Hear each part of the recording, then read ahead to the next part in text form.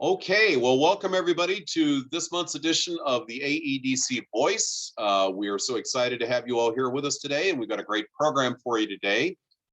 Before we start our program, I want to just give a few minutes to our good friends and sponsors from People AK. Katie Lars is here to give us a few comments and ideas about best practices. So Katie, I'll hand it over to you. Thank you, Bill. Thank you all for joining today. We are happy to sponsor and host the webinar and be a part of such an industry leading time where we can share information. What we are all probably seeing and hopefully not experiencing is this big, great resignation that's happening today in our world, in our workforce. What we know statistically is that managers account for about 70% of employee engagement. So they play a huge role in employee turnover and resignation. And so if you can identify how to develop your managers and engage your managers, your odds of reducing turnover and actually increasing your KPIs are pretty high. Great managers or engaged managers, they look like they like going to work. They provide clarity of roles to your employees and clarity of expectations, and then they are there and available to provide relevant and timely feedback. So if you have a minute, kind of pause the chaos. Not easy during the holidays, but take a review of your managers and see, what opportunities you have to provide them with training or skill development or even resources to help engage their team. And we can combat this great resignation. That's all. All right, outstanding, Katie. Thank you so much. Well, let's get right into our program today. We are joined by a great speaker who is going to be here today, Renee Rafferty, Regional Director of Behavioral Health for Providence, Alaska, and she's got a great topic to share with us today. The COVID-19 pandemic has highlighted the importance of caring for the mental health of ourselves and our families. Today, Renee will share insights on Providence's behavioral health strategy for Alaska's children, including the importance of investing in the health of our children and families through behavioral health integration within the academic environment, highlighting early intervention and prevention as a key strategy for increasing the health of our community through the pandemic and beyond. Now, Renee Rafferty serves as Regional Director of Behavioral Health for Providence, Alaska, where she oversees the strategic direction of behavioral and mental health for Providence services across the state. For over 30 years, Renee has been a behavioral health professional, leader, and thought expert, beginning in inpatient psychiatric settings, long-term psychiatric residential treatment, and outpatient substance use treatment before transitioning to systems-level behavioral health integration. Her expertise includes adults, children, and treated family systems. In addition to her work at Providence, Renee serves on the Operations Council for Recover Alaska, an organization committed to reducing excessive alcohol use and harm. And just a quick note about Renee's employer. During the past 120 years, Providence has cared for Alaskans from birth to end of life. Guided by their mission to be expressions of God's healing love to all, especially the poor and vulnerable, their history in Alaska began in 1902, when the brave Sisters of Providence first brought healthcare to Nome during the gold rush. Their pioneering spirit set the standards for modern healthcare in Alaska, formed the foundation for Providence's growth as the state's leading healthcare provider. Today, Providence serves Alaskans across the state with 5 hospitals, including Providence Alaska Medical Center, 30 clinics, and a diverse range of community services with nearly 5,000 employees. Providence is also the state's largest employer. Ladies and gentlemen, welcome to the AEDC Voice, Renee Rafferty. Welcome, Renee. Thank you so much, Bill. I'm very excited to be here and to be speaking about a project that is very near to my heart, as well as I think so important for Alaska and for caring for our communities.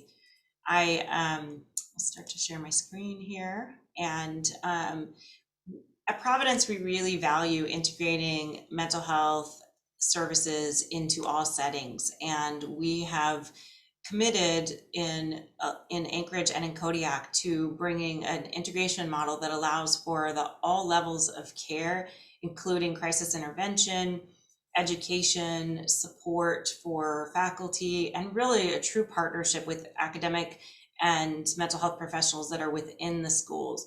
We are very excited to understand that every part of our lives right now is touched by uncertainty, but through partnership together, we can really navigate and help our state heal from some of the trauma and substance use disorder and challenges related to mental health that were there prior to the pandemic, but continue to really be extremely elevated related to the stress that the pandemic has brought to our nation and to our state.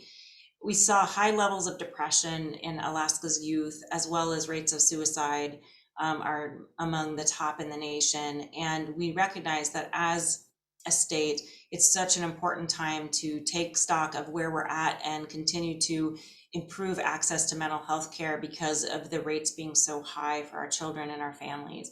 We want to redefine what we're doing and create a vision that allows for a different form of access, where we're really providing the type of mental health care and support that people need in the community. And people spend many hours and much of their lives as families in the school setting. Providence is very excited to partner and bring our services to those schools and continue to recognize that as a state, we are facing incredible amounts of trauma. And when we think of trauma, we hear about adverse childhood events, and that's a study that has taken place in the 90s, and it was able to really look at how do adverse childhood events, things like illness, disability, challenges with substance use and sexual abuse, how do those types of experiences cause harm for our families? And what we recognize is that untreated, those incidents can really cause illness, disability, and death and poor quality of life throughout the lifespan. So it's very important in our families in early childhood to help to prevent and understand how to intervene and break those generational patterns that we have that cause this type of illness and disability for our children and families. And when we think about the suicide rates, we know that's absolutely related to these adverse childhood events that occur. And partnership through academic environments and providers of mental health and substance use disorder is a key strategy to help to prevent the ongoing harm that is associated with these adverse childhood experiences. When we speak about behavioral health integration, it is bringing the mental health therapists into the school environment. And it's different than co-locating a clinic. This particular model allows for the therapist to be embedded, working alongside the school counselors, the nursing staff, the teachers, the administrators, to identify strategies for education, for supporting the mental health of all within the environment, and to really bringing that crisis intervention within the school as well, so that the services, when there's a student that's challenged with a mental health crisis, they can receive those services right there on site and not have to go to an outside source to receive that, and then be referred to either longer term mental health care or substance use disorder, but really also providing that education and prevention for all students, not just students that are struggling at that higher level of distress. It's really been shown throughout the nation when this type of model is provided at the school level, a culture of wellness is created not just within the school, but also within the community. Because mental health then gets brought to the forefront of every decision that is made, that we think about the whole person that is learning and growing within the school, not just the student, but the staff as well. And we continue to provide real-time support for the communities to heal, which is very much needed during this pandemic, but it's also needed for each person to be able to live to their fullest capacity. When we think of best practice in integration, it's important that we have those specialty behavioral health clinics as well that are near and can take the referrals and provide that support outside the school system.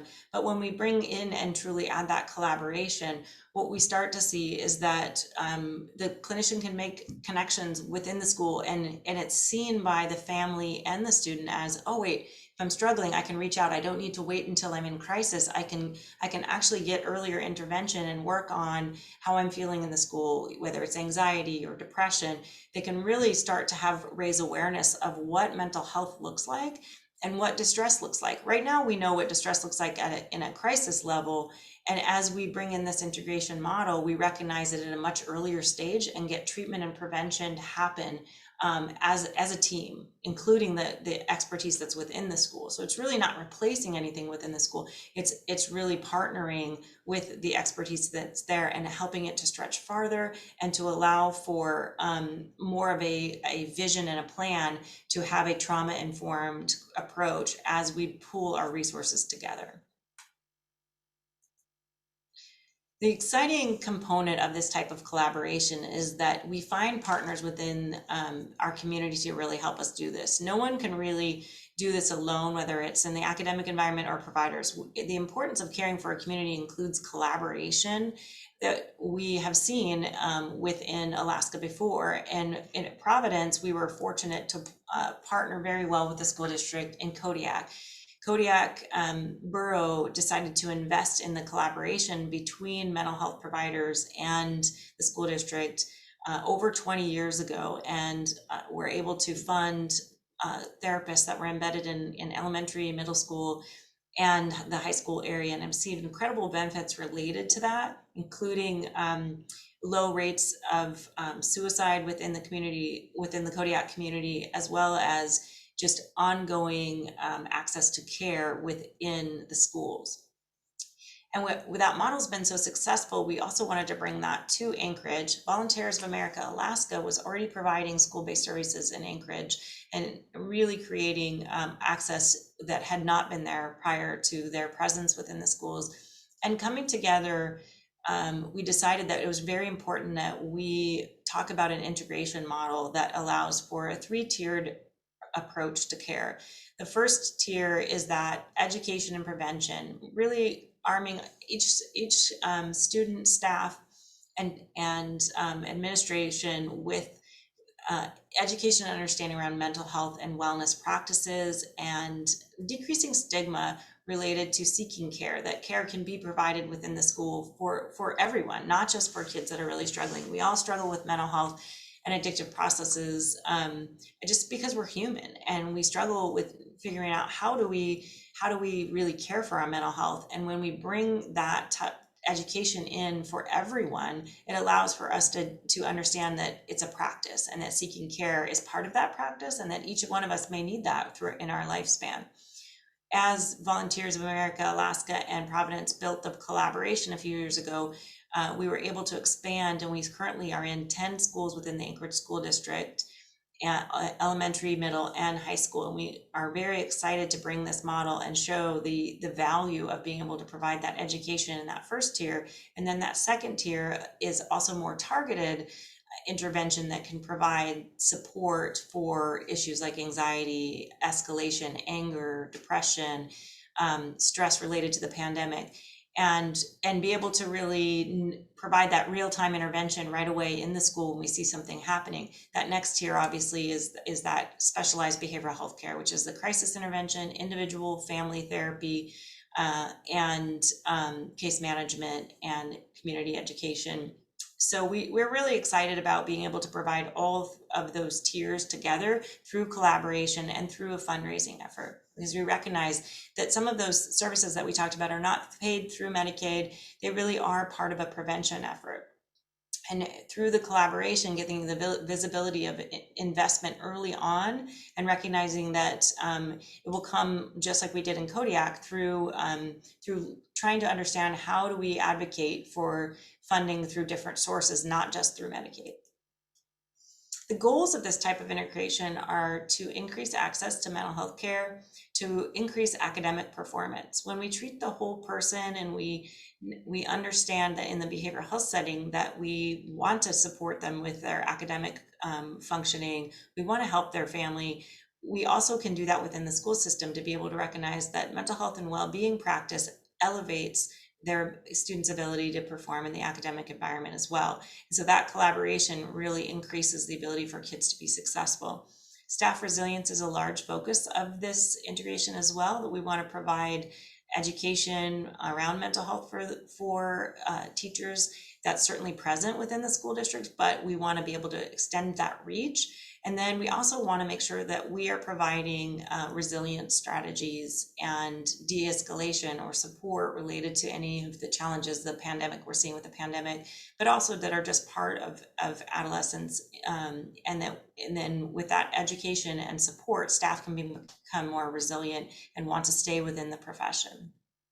It's really aligned with the goals of the Anchorage School District that wants to make sure that all students have access to mental health education and support within the school district.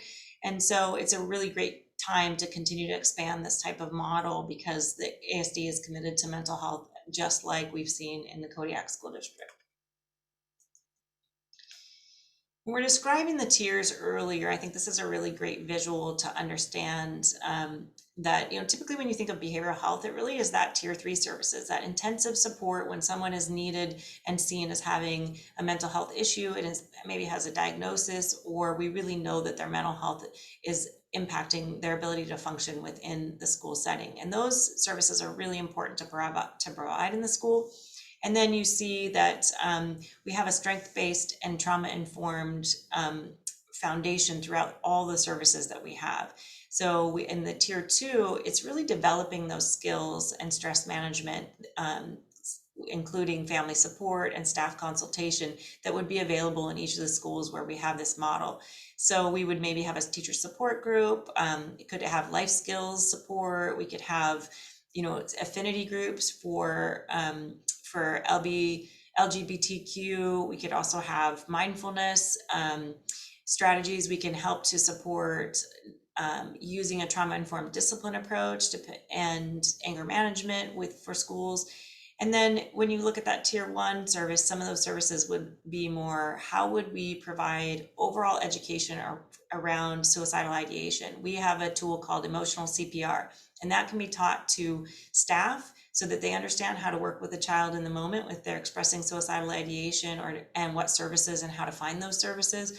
It also can be taught to peers. And so peers understand that if I have a friend that has suicidal ideation, we can validate feelings, we can talk about it, we can understand how to reach resources. And that's very exciting. That's our focus this year, is to really expand that teaching to as many middle school and high school students as possible, so that as we see this stress occurring associated with the pandemic, we have tools within the community, not just within the behavioral health professionals. And that's, I think, a really foundation of the school-wide services, is it's truly based in prevention and intervention at the same time, decreasing stigma associated with those services. National best practice really supports this type of integration. Across the countries, there are decades of research showing that the goals related to increased positive culture within the school environments, well-being to services, well-being is experienced by children with these services, and recognizing that the partnership is really key to this integration, that while schools do provide incredible services, mental health providers and substance use disorder providers, when they come into the school, really are able to reach more students, and then families feel more comfortable because they don't have to have another referral, and sometimes would maybe not seek out that referral even though it's been provided, because it's right there within their system.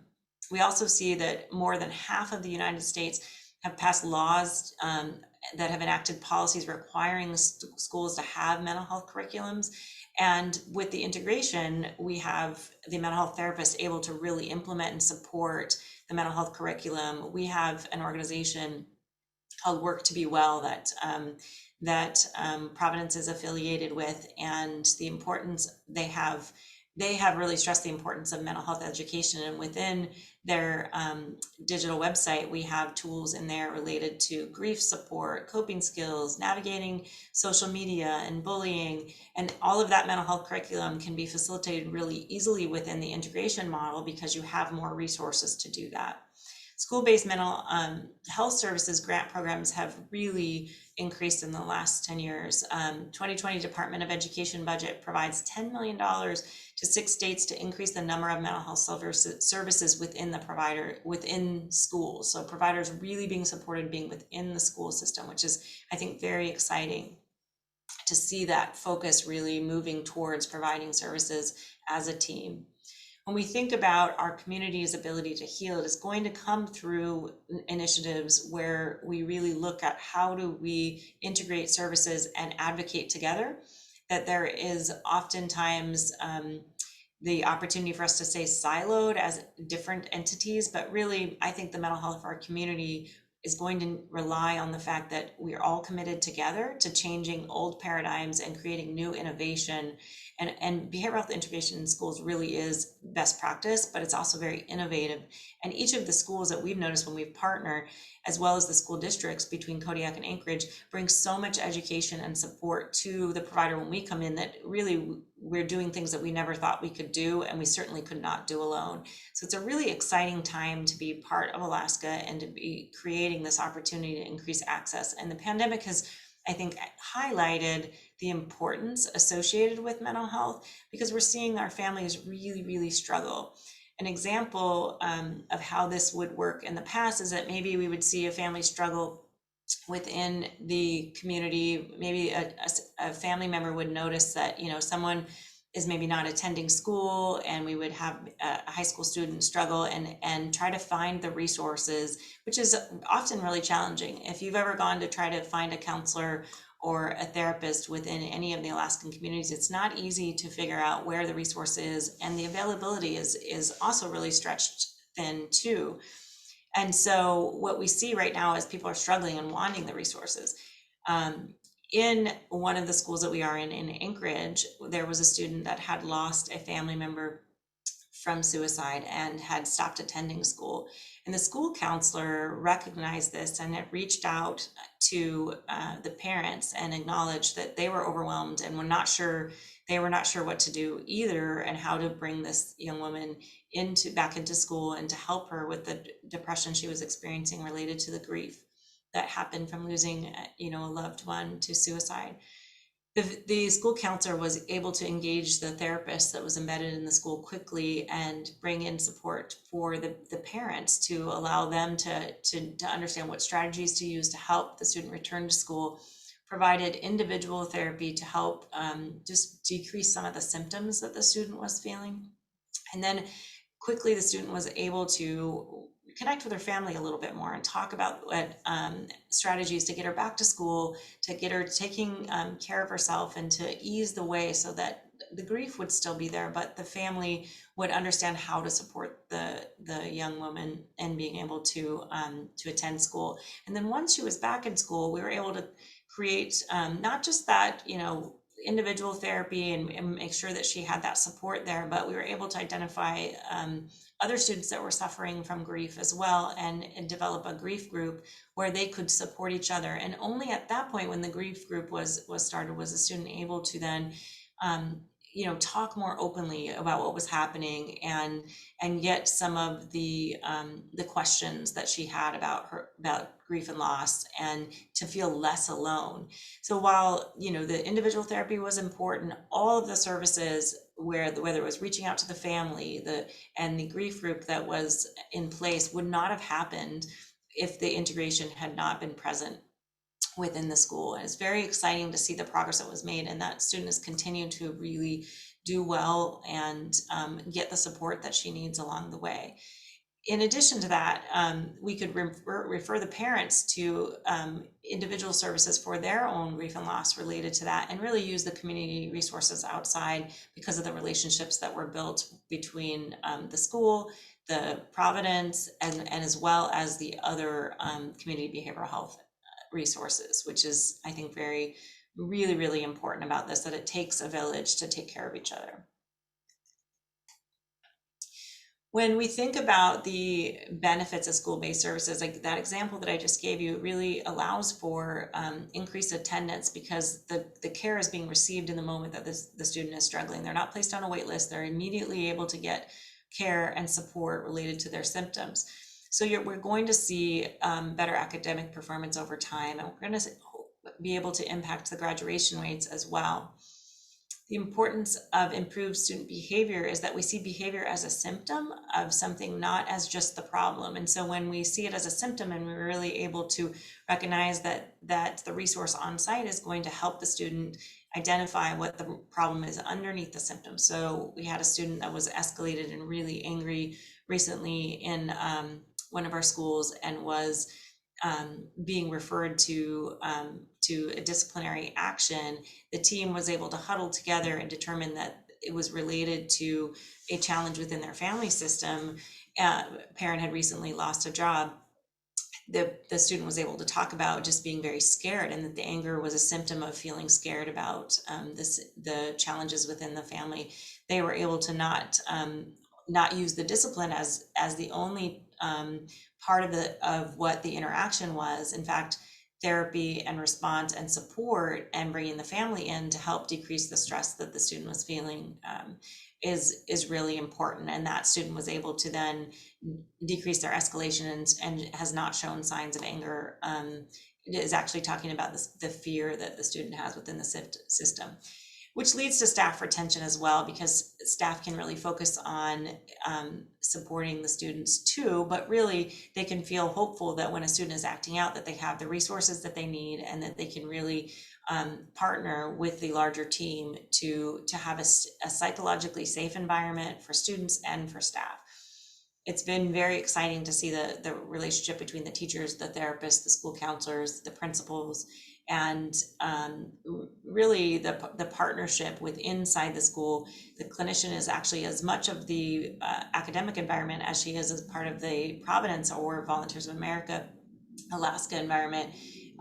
So they live really in two worlds and can bring the best of healthcare to the environment, but also we learn alongside and really require or really rely on the incredible expertise within the schools.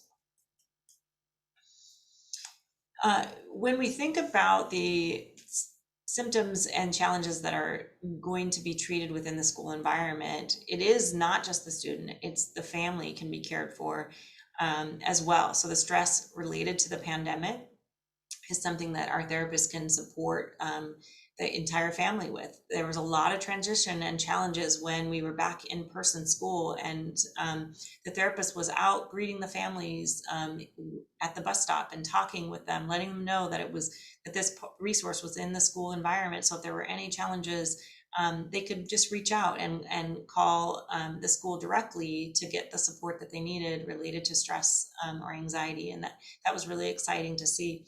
Other things that we can support is, if the student has, actually isolating or not fitting in, or there's challenges related to social media or bullying, those are things that can be treated on site as well. And in addition to the academic challenges, can also be part of what we see within the integrated model and partner to help support 504 IEP plans, things within the academic environment that are designed to help the student excel academically, but also have mental health components to them. We can be part of offering ideas and ways that would be more impactful to the student as they're dealing with maybe depression or anxiety or suicidal ideation. Self-harm is another thing that we're able to support the teachers and counselors, that we have that ability to treat self-harm and care for it within the school setting rather than having the person need to go to a specialty setting. Another story that I'd like to share that really highlights that is that we had a young student who was struggling with self-harm and had been wearing a mask, and one of the ways that they hid the self-harm was through the mask. The young woman had self-harm on her face, and we were able to approach the student and talk with her about why she didn't want to take her mask off. And she was actually not eating related, just feeling panicky about being back in the school. She had been struggling with depression and anxiety, and just been a home alone prior to re-entering the school. And with this, the therapist was able to talk with the young student about the stressors that had caused that, and to make a plan to help her manage that stress differently, and to help her to be able to eat and to get support in a private, separate environment, until she was ready to reach out and to be part of the more social interaction in the lunch. So the fact that the therapist was there, they could work on building up the tolerance to be back in a more just a more social event. Because what we're seeing from the pandemic is that many students have had a year of not having as much social learning and skills. And so the more vulnerable students are coming back with things like, suicidal ideation or self-harm or anger. And all of those are symptoms of, the isolation and the challenges and potential mental health issues that have been worsening because they didn't have access to all the care and support. So it was pretty powerful to see this young woman struggling so deeply, and then to build the bond with the therapist that allowed for her to get the care and eventually move much quicker back into being able to eat, to decrease the self-harm, and to have her symptoms of depression really lessen. And very exciting to see that she's doing well now too. The resources that we have available right now related to this are important to talk about. Volunteers of America Alaska has district-wide set up the opportunity for crisis intervention, not just in the 10 schools that we're at. They were able to, in the last year and a half, provide support throughout the school district, which I think is really, really key. And then we have also been, making sure that students and families know that the care line is available if they are in acute distress. And then also we have the National Suicide Prevention Line that's available for anybody that needs that as we're talking about this. There's also the crisis text line that we can use to get support when needed. And these are resources that are available and that can be used by anybody. We just want to make sure those are visible to you as we're talking about, some of the stressors that our family can experience. You could be experiencing that stress right now. And these are all things that places that we can call for support for both you or your family members. So I'll just go ahead and stop there. We are very excited to continue to share this model and to partner with other community members and figure out how we can continue to advocate and support for access within the schools to mental health care. And happy to talk and answer questions as the time allows for.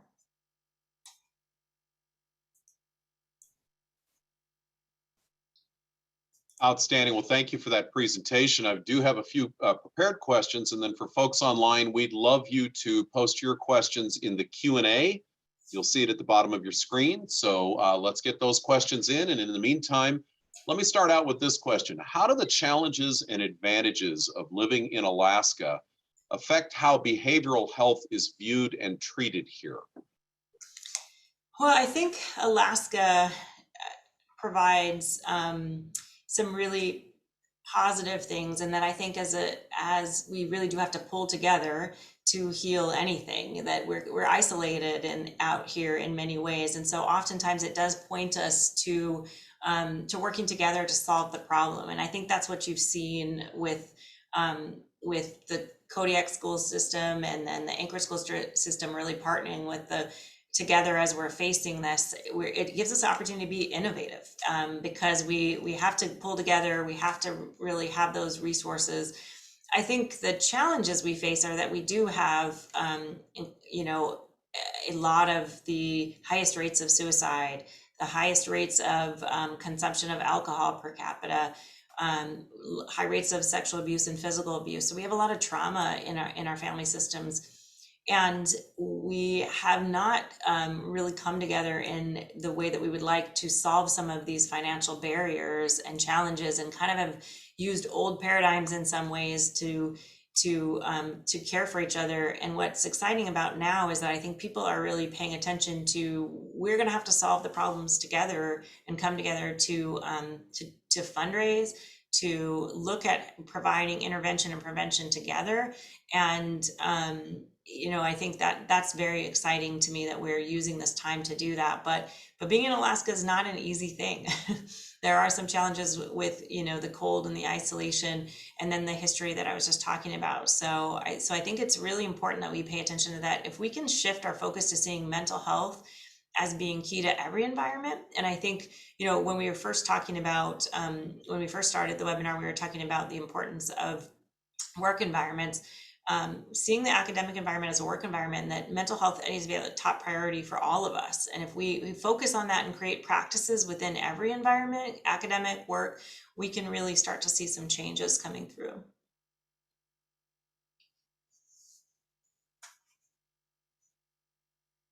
Oh, Bill, I think you're on mute still. You turn it off to be courteous and then you forget to turn it on. That's just not a good thing. Let me go back to my question here. Sorry about that.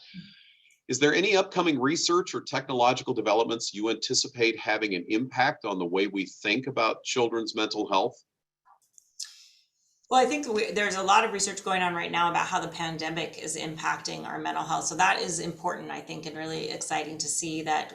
How do we decrease anxiety? How do we look at in really embedding the curiosity and support within the family system on seeing mental health as something that we actually have to practice and that we have to pay attention to early on, no matter if the child appears doing well or not. How do we bring that into our family life and to really start to talk openly about that as a practice? And you see the opportunity for us to look at anxiety and depression. Anxiety has been on the rise for a long time in our youth, and we can identify some issues that we know are related to that.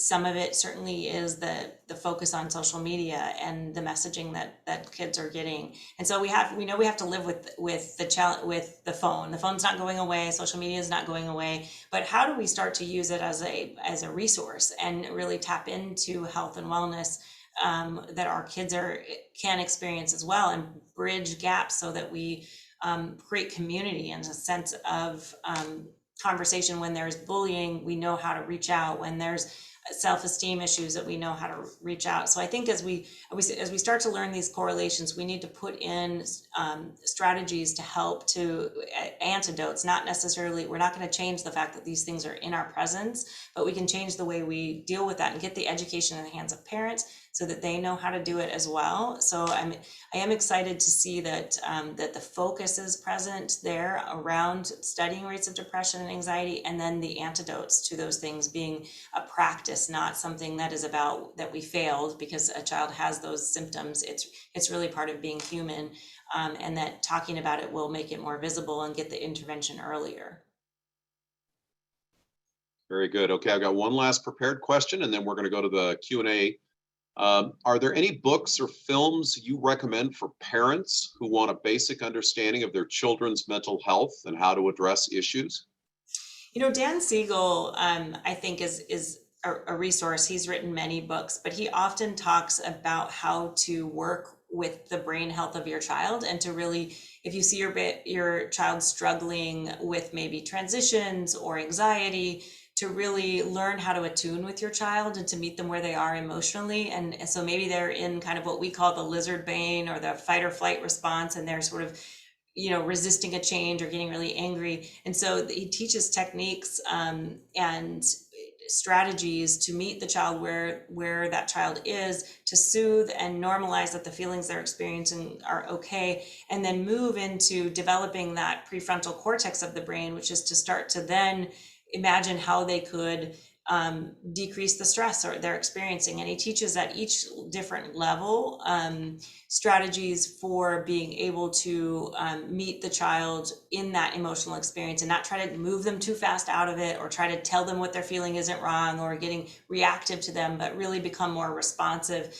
to the mental health needs of your child. And so we can put in the chat a few of the books that I think are really helpful, but Dan Siegel, I think, is is a really incredible resource for parents right now as they're looking to help ease the way of their children during this really challenging time.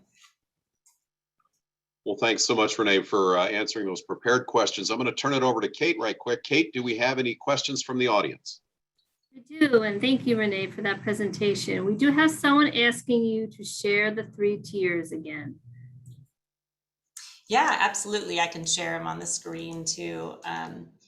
So we have the bottom tier, which is the Schoolwide Services, and that is more of the prevention end of the spectrum here, and that is collaboration with outside entities as well. So other people could be providing these, not just the therapists within the schools, but we can bring in organizations like Recover Alaska or the Suicide Prevention Foundation to provide services. And then also we have the opportunity to really work with the staff in building resiliency skills there and providing mental health education with them too. And then targeted services are more skill development groups, stress management, family support, and staff consultation.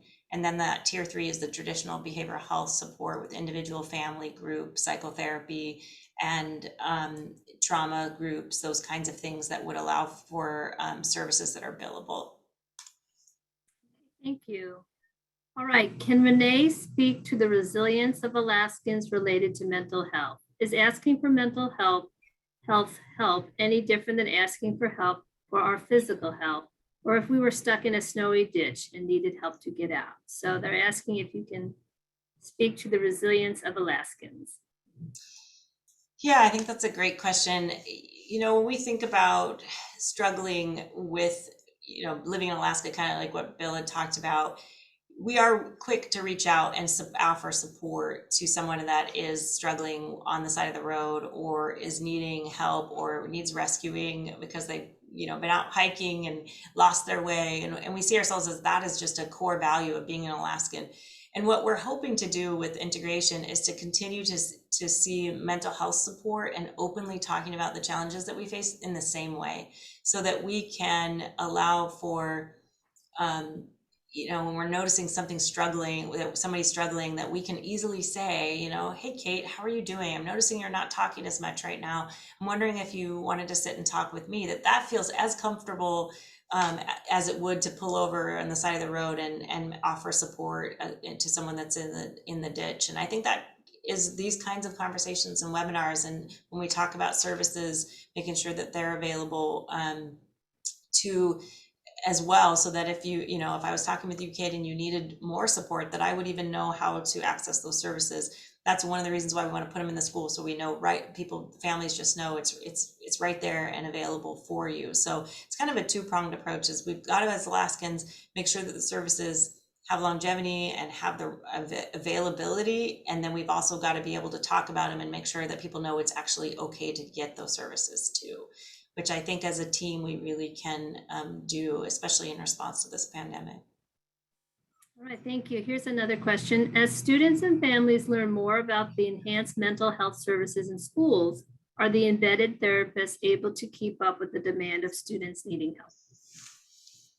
I would say that the incredible amount of distress that families are experiencing and kids are experiencing, I don't think we're able to keep up in the way that we would like to. We want to continue to expand services, and we have to make sure that people understand the value of these services and that we have the right funding strategies. So right now we're working to just make sure people understand the value, and then continue to partner and advocate for statewide funding for things to expand services. But we definitely know that there is a great need out there. What we're seeing is the partnership is helpful, but many of our schools are struggling, and teachers are struggling, and we're seeing that increased anxiety and agitation. And so we're hoping that as the need becomes visible, that we can continue to expand. But there are many challenges out there, and I don't I would say that no one feels like we have enough services available for the families that are, because everybody's really experiencing the distress. And then on top of that, I think the kids that were, even more vulnerable before the pandemic, we want to make sure we get access services to all those kids. And definitely that's a challenge. Thank you. Okay, we had one more come in.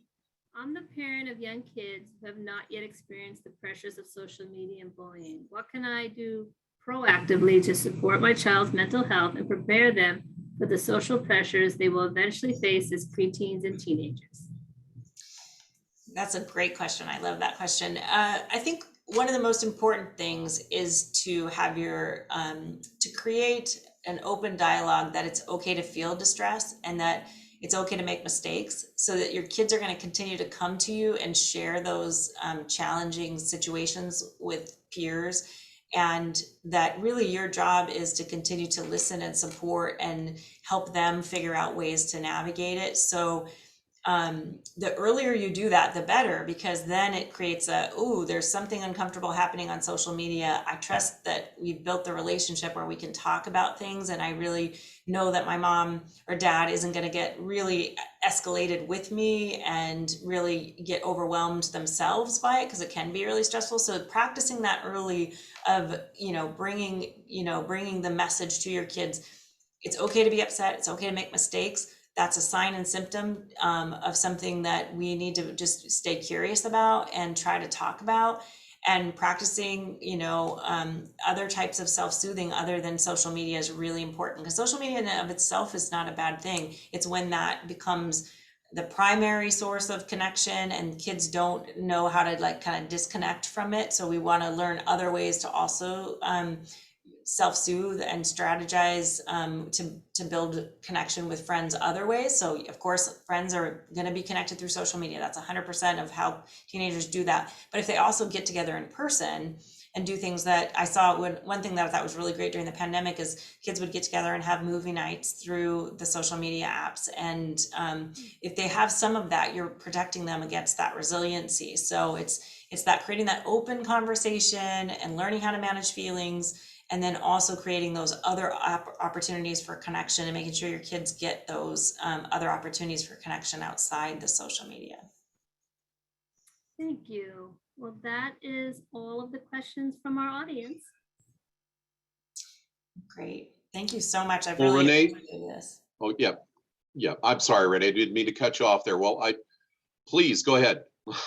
I was just going to say, I really appreciate the opportunity to connect and to talk about this, the integration of behavioral health, and such great questions, and look forward to talking with people more about behavioral health in Alaska and the integration of behavioral health into schools. Well, Renee, this is an incredibly important topic to families and to kids and to adults and to the workplace. And I can't thank you enough for being here today and sharing all of your insights and knowledge with us. Deeply appreciate your time and your willingness to present at the AEDC Voice. Thank you so much. Thank you. Well, folks, that pretty much wraps us up for today. And this is our last AEDC Voice for 2021. Next month's webinar will be held on Thursday, January 13th at 10 a.m. with Dr. Denise Runge, who is the Provost and Vice Chancellor of Academic Affairs at the University of Alaska Anchorage, who will be discussing UAA's Fast Track Career Certificates. It's going to be a great program, very important for HR managers, for employers, and also for workers looking to improve their skills. So tell your friends, your neighbors, your peers, everybody all together that you think could benefit from this great program that Dr. Runge will be talking about. Ladies and gentlemen, thank you so much for a great year on the AEDC Voice. We look forward to serving you again in 2022 when AEDC is celebrating its 35th anniversary as an organization. We deeply appreciate the community's support. We thank you for being with us today, and we want to thank our great sponsors at People AK who make this entire webinar possible. With that, ladies and gentlemen, have a great day, stay warm, have a very happy holiday season, and we'll see everybody in 2022.